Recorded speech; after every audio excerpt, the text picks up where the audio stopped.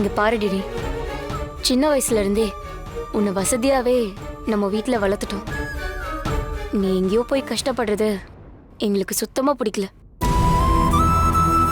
Adjust பண்ணி வாழ்றேன்னு நீ சொன்னாலும் கொஞ்ச நாள்ல அதுவே உங்களுக்குள்ள தேவையில்லாத பிரச்சனையை கொண்டு வரும். அதனால உங்க கல்யாண வாழ்க்கை தான் அஃபெக்ட் ஆகும்.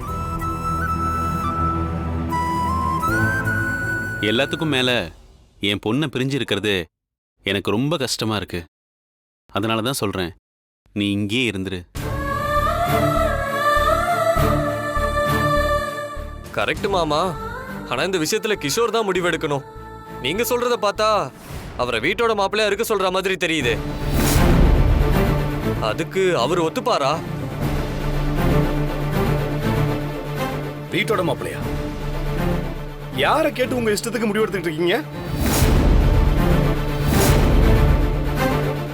வீட்டுக்கு மூத்தவன் ஒருத்தர் இருக்கங்கிறது ஞாபகம் இருக்கா இல்லையா? என்ன, இந்த வீட்டுல எனக்கும் பங்கு இருக்கு தானே? என் பொண்ணையும் என் மாப்பிள்ளையும் இந்த வீட்டுல வச்சுக்க ஆசைப்படுறேன். அதுல என்ன தப்பு இருக்கு? அறிவில்லாம பேசாத ஜோதி. கல்யாணமான மாப்பிள்ள வீட்டோட இருக்காருன்னு வெளியே தெரிஞ்சா கேவலமா பேசுவாங்க. அப்படிலாம் யாரும் பேச மாட்டாங்க. நீங்க பேசாம இருந்தா போதும்.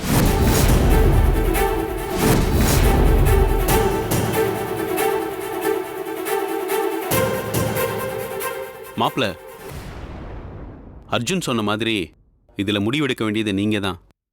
நீங்க சொல்லுங்க, உங்களுக்கு இங்க இருக்கிறதுல சம்மதம் தானே?